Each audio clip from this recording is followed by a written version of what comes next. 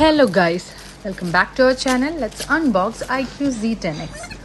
One of the best budget friendly smartphone ആണ്. നമ്മൾ ഒത്തിരി ഇംപ്രസീവ് ഫീച്ചേഴ്സ് ഒക്കെ കണ്ടിട്ട് ഷോർട്ട് ലിസ്റ്റ് ചെയ്തിട്ട് അതിൽ ബെസ്റ്റ് ആയിട്ടുള്ള ഒരെണ്ണം സെലക്ട് ചെയ്തതാണ് iQOO Z10X. അപ്പോൾ നമുക്കതിൻ്റെ ഫീച്ചേഴ്സിലേക്കൊക്കെ കിടക്കാം. 6500 mAh ബാറ്ററിയാണ്. കേപ്പബിൾ ആയിട്ടുള്ളൊരു മീഡിയാടെക് ഡിമെൻസിറ്റി 7300 പ്രോസസ്സറാണ്. അപ്പോൾ അൺബോക്സ് ചെയ്യാം.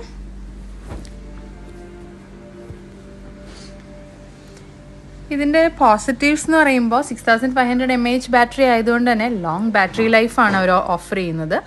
നമ്മളൊരു മോഡറേറ്റ് യൂസേജ് ഒക്കെ ആണെങ്കിൽ 1 ഡേയിൽ കൂടുതലും പവർ സേവിങ് ആയിട്ട് നമ്മൾക്ക് ഇത്തിരി കൺസർവേറ്റീവ് ആയിട്ടൊക്കെ ആണെങ്കിൽ എന്താ പറയുക ഒരു 2 days വരെയൊക്കെ ബാറ്ററി ലൈഫ് പറയുന്നുണ്ട്. നമുക്കൊന്ന് ഓപ്പൺ ചെയ്ത് നോക്കാം.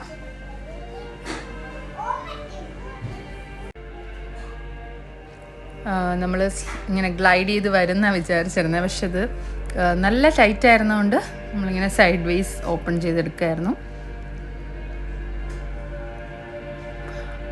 Unboxing actually took time. അപ്പോൾ ബ്യൂട്ടിഫുൾ ആയിട്ടുള്ളൊരു ഫോണാണ്. ഫസ്റ്റ് ഇംപ്രഷൻ അങ്ങനെയാണ് തോന്നിയത്. ഇതാണ് ഫോണിൻ്റെ ഒരു ഓവറോൾ ലുക്ക്. സ്ലീക്കായിട്ടുള്ള ഒരു ഡിസൈനാണ്, മിനിമൽ ഡിസൈനാണ് വന്നിട്ടുള്ളത്.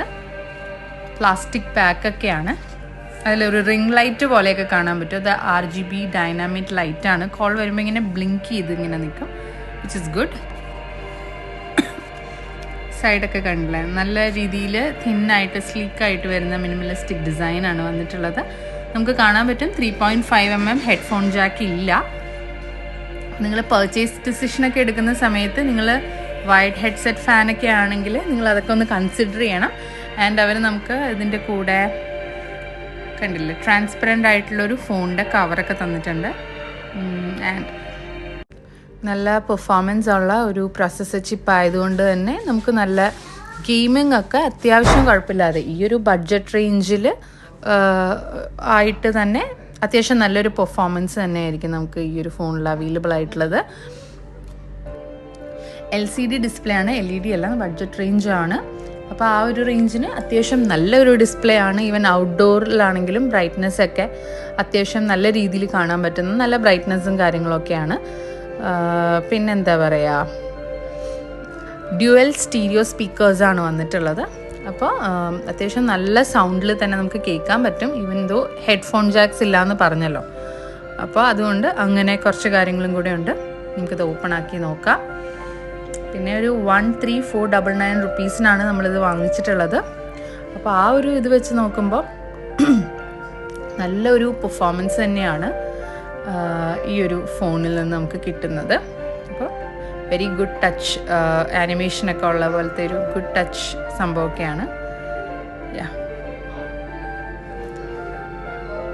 ബേസിക്കലി വർത്തിയാണ് ഈ ഒരു റേഞ്ചിന്. സൈഡിലാണ് ഫിംഗർ പ്രിൻറ്റും കാര്യങ്ങളൊക്കെ വരുന്നത്. പ്ലാസ്റ്റിക് ബാക്ക് ബോഡിയാണ്, ബട്ട് സ്റ്റിൽ ബ്യൂട്ടിഫുൾ ആണ്. അപ്പോൾ please like, share and subscribe. Stay tune for more videos. Thank U.